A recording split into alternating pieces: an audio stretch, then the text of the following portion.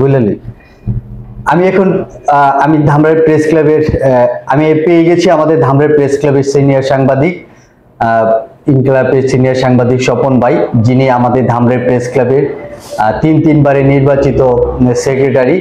তিনি তাদের হাতেই গড়ে উঠেছে ধামরাই প্রেস ক্লাব। আজকে আমাদের ধামরাই প্রেস ক্লাবের যে সুনাম, আমাদের ধামরাই প্রেস ক্লাবের সারা ধামরাইতে যে সুনাম অর্জন করেছে, যে ঐতিহ্য বহন করে, তাদের হাতেই গড়ে উঠেছিল সেই ধামরাই প্রেস ক্লাব।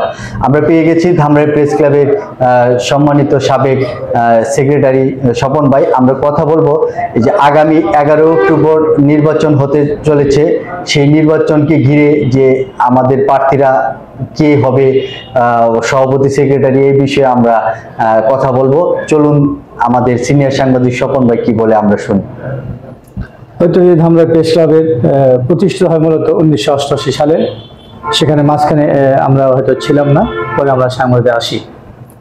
পূর্ণ প্রতিষ্ঠা হয় 2013 সালে। আমরা প্রথম 12 জন মিলে প্রেস ক্লাব গঠন করি এবং 2014 সালে এটা গণতান্ত্রিক পদ্ধতিতে আমাদের প্রথম নির্বাচন অনুষ্ঠিত হয়। সেই গণতান্ত্রিক পদ্ধতিতে এখনো সেই বহাল আছে নির্বাচন, এবং এখানে যারা প্রার্থী হয়, সভাপতি, সেক্রেটারি, যারা প্রার্থী হয়, সবসময় আমরা গণতান্ত্রিক পদ্ধতি এবং গণতন্ত্র অনুযায়ী আমাদের নির্বাচন অনুষ্ঠিত হয়। আমাদের নির্বাচন কমিশনও আমরা স্বনামধন্য ব্যক্তিদের আমাদের এখানে নির্বাচন কমিশন করে থাকি, যেমন আমাদের সমাজসেবা কর্মকর্তা আমাদের নির্বাচন কমিশন বরাবর হয়ে থাকে, এবং সাথে আমাদের অ্যাডভোকেটও আছে কয়েকজন, নির্বাচন কমিশন অনুষ্ঠিত হয়। তো আমাদের নির্বাচন সবসময় গণতান্ত্রিক পদ্ধতিতে।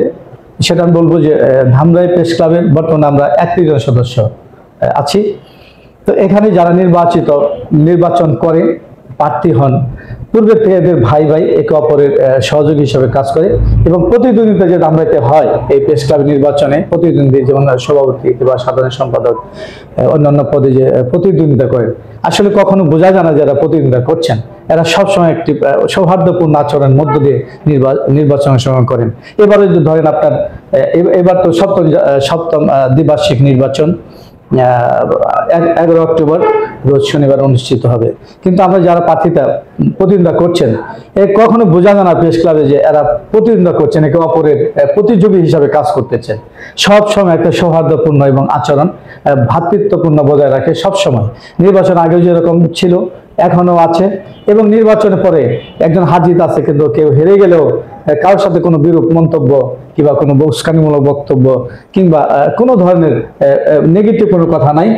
এখনো যেভাবে আমরা আছি এই ভ্রাতৃত্বপূর্ণ পরিবেশে, নির্বাচনে কে হারলো কে জিতলো এটাও কোনো থাকে না। আমরা সবসময় যারা প্রার্থী পরিচিত হয় তাদেরও যারা বিজয়ী হন, সব সময় একটা সৌহার্দ্যপূর্ণ পরিবেশ বজায় থাকে। যদি কারো কোনো সমস্যায় পড়ে সবাই ভাই বোনের একটা পরিবার, একটা পরিবারের মতো সবাই ভাই ভাই একে অপরের সহায়তা করে থাকে। কেউ কোনো সমস্যায় পড়লে সবাই ঝাঁপিয়ে পড়ে। প্রেস ক্লাব, এই প্রেস ক্লাব সবসময় একটা ঐতিহ্য বহন করে। আমাদের প্রেস ক্লাব যারা সবাই একটু কোয়ালিটি সম্পন্ন সাংবাদিক, এবং সব বড় বড় মিডিয়াতে আমরা সবাই কাজ করে। আমি এবারও যা পরিলক্ষিত করছি যে নির্বাচন আসলে প্রতিযোগিতামূলক নির্বাচন হচ্ছে, তবে বোঝা যায় না যে সবাই যখন আমি একত্র সবাই ভাই ভাই ভ্রাতৃত্বপূর্ণ পরিবেশে কথা বলি, এবং এখনো সেই বন্ধন এখনো অটুট আছে।